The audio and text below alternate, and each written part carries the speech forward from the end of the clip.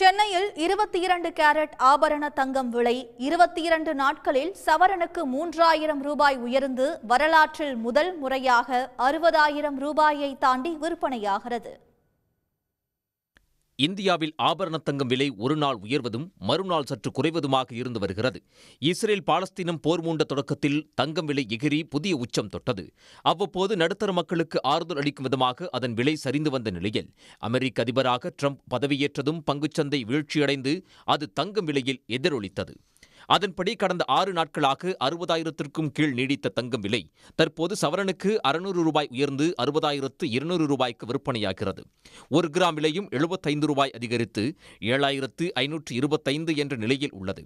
கடந்த 2 நாட்களாக ஒரு சவரன் தங்கம் 59,600 ரூபாய்க்கும் 1 கிராம் 7,450 ரூபாய்க்கும் விற்பனையான நிலையில் திடீர் விலை உயர்வு ஏற்பட்டுள்ளது. ஜனவரி மாதம் பிறந்த பிறகு 22 நாட்களில் மட்டும் தங்கம் விலை சவரனுக்கு 3,000 ரூபாய் உயர்ந்துள்ளது. இந்த வரலாறு காணாத விலையேற்றம் நடுத்தர மக்களை பேரதிர்ச்சியில் ஆழ்த்தியுள்ளது. ஹார்ட் அட்டாக்கே வந்துருச்சு, இவ்வளோ ஹையா இருக்கு. எனக்கெல்லாம் கல்யாணம் ஆகிறப்ப வெறும் ஒரு கிராமே ஒரு சவரனே 25,000 தான் இருந்தது. இப்போ என்னடானா இவ்வளோ ஹையாக இருக்குது. ரேட் கம்மியாச்சுன்னா கொஞ்சம் நல்லாயிருக்கும். மக்களும் அதை தான் எதிர்பார்க்குறாங்க.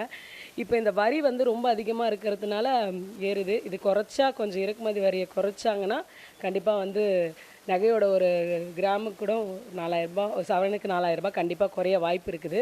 கடந்த 10 மாதங்களில் தங்கம் விலை 10,000 ரூபாய் உயர்ந்து விற்பனையாகி இருக்கிறது. அதாவது கடந்த ஆண்டு மார்ச் 28ஆம் தேதி 1 கிராம் 6,250 ரூபாய்க்கும் சவரன் 50,000 ரூபாய்க்கும் விற்பனையானது. 2 மாத இடைவெளியில் அதன் விலை மேலும் உயர்ந்து கடந்த ஆண்டு மே 20ஆம் தேதி 1 கிராம் 6,900 ரூபாய் என விலை நிர்ணயிக்கப்பட்டிருந்தது. அன்றைய தினம் ஒரு சவரன் 55,200 என்ற உச்சத்தை தொட்டது. அதன் தொடர்ச்சியாக இன்று ஒரு சவரன் விலை 60,000-ஐ தாண்டி உள்ளது. அதே நேரத்தில் வெள்ளி விலை எந்தவித மாற்றமும் இன்றி தொடர்ந்து 6வது நாளாக கிராம் 104 ரூபாய்க்கும் கிலோ 1,04,000 ரூபாய்க்கும் விற்பனையாகிறது. உடனுக்குடன் செய்திகளை தெரிந்து கொள்ள சன் நியூஸ் பெல் ஐகானை கிளிக் பண்ணுங்க.